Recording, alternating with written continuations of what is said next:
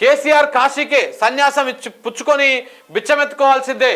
ఇక ఈ నిజంగా బిచ్చపు మాటలు తప్ప ఇక దేనికి పనికిరాడు ఈ రేవంత్ రెడ్డి. ఇలాంటి బిచ్చపు మాటలు, ఇలాంటి పొరంబోకు లంగ లఫంగం ముచ్చట్లు తప్ప ఇంకేం లేదు. 4-5 పిల్లర్లు పోతే తప్పేంటంటారా? కేసీఆర్కు ఓ కాలు విరిగితే ఫరక్ పడుతుందా? అవినీతిని బయట పెడుతుంటే ఎదురుదాడా? వేటాడుతా అంటే అల్లాటప్పగా కూర్చున్నామా? వేటాడతాడట, అల్లాటప్పగా కూర్చున్నామా? నేను మంది పిల్లలను చంపి కుర్చీ ఎక్కలేదు, నల్లగొండకు పోయినోడు అసెంబ్లీకి రాలేడా? నువ్వు మంది పిల్లలను చంపి కుర్చీ ఎక్కలే కానీ నువ్వు కుర్చీ ఎక్కినాక 25 మంది ఆటో వాళ్ళు ఆత్మహత్యలు చేసుకున్నారు ఉన్నారు. మరి అది ఎవరి పాపం? ఎవరి పాపం? రేవంత్ రెడ్డి సిగ్గుండాలి కొంచెమన్నా మాట్లాడతావు. నువ్వు ముఖ్యమంత్రివి, నోటికి అద్దు అదుపు ఏది పడితే అది మాట్లాడకూడదు, సోయి ఉండాలి నీకు. నేను ఈ రాష్ట్రాన్ని పాలిస్తున్నటువంటి నాయకుడిని మాట్లాడేటప్పుడు జర నోటి దగ్గర పెట్టుకొని మాట్లాడాలి అని. ఇంకా ప్రతిపక్షంలో ఉన్నట్టు, ఇంకా చిల్లరగాని లెక్క, ఇంకా పెయింట్ వేసుకుంటోని లెక్క, ఇట్లా చిల్లరగాని లెక్క మాట్లాడొద్దు.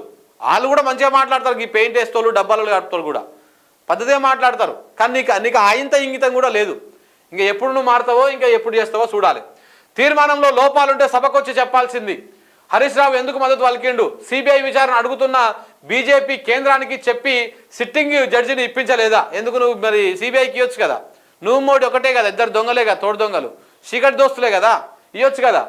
సిబిఐకి ఇస్తే కేసీఆర్ నుంచి గిల్లుకుందామనే కాళేశ్వరంపై జ్యుడిషియల్ ఎంక్వైరీ చేయిస్తాం, ఎల్ఎన్టీ పైన రెవెన్యూ రికవరీ యాక్ట్ చేస్తాం, అవసరమైతే తప్పకుండా ప్రయోగిస్తాం. మేడిగడ్డ సందర్శనలో రేవంత్ వ్యాఖ్యలు. నీటిపారుదల శాఖ పైన నేడు శ్వేతపత్రం. ఇది చేయండి మీరు. ఎల్ఎన్టీ వాని కథ ఇలా పెద్దగా ఉంది. ఈ ఎల్ఎన్టీ వాడిని కూర్చోబెట్టి అరే నిర్వహణ లోపం అని అంటున్నారు.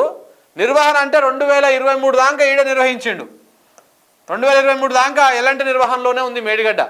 అంటే మేడిగడ్డని కూలిపోయే విధంగా నిర్వహణ ఉంది అంటే వాళ్ళ లోపం అది. ఒకవేళ తప్పు జరిగి ఉంటే, లేదా నీ పిఆర్ టీము నువ్వు కలిసి ఏమైనా కుట్రలు చేశారు అనేది కూడా తేలాల్సినటువంటి అవసరం ఉంది. ఎంతైనా ప్రజలకు ఆ అనుమానాలు ఉన్నాయి.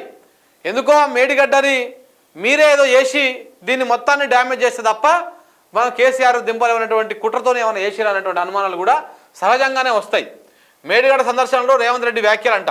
కాళేశ్వరం పేరుతో కట్టింది ఇసుకలో పేకమేడ, ప్రపంచంలోనే అద్భుతమైన కట్టడం అయితే కేసీఆర్ ఎందుకు రారు?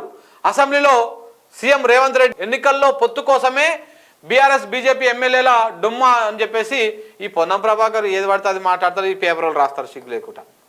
ఎందుకు రాస్తారా పొన్నంది? అంతా ఉత్తకట్టనే, ఆయన ఏం ఉండదు, అంతా బెబ్బే. ఇన్ని పగుల్లా ఇంత డ్యామేజ్ జరిగితే చిన్న లోపం అంటారా?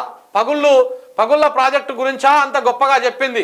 బ్యారేజీ పునర్నిర్మాణమా, బ్లాక్ లిస్టా? ఎల్ఎన్టీ సంస్థనే తేల్చుకోమన్నా రాష్ట్ర ప్రభుత్వం పరిశీలిస్తూ ప్రశ్నిస్తూ విమర్శిస్తూ సాగిన సీఎం రేవంత్ రెడ్డి మేడిగడ్డ పర్యటన. కాళేశ్వరం రైతుల త్యాగాలకు ఫలితం లేదు, విజిలెన్స్ నివేదిక పైన ఉలికెందుకు అని చెప్పేసి శ్రీధర్ బాబు మాట్లాడుతూ ఉన్నాడు. ఇది కథ ఆంధ్రజ్యోతిలో వచ్చింది.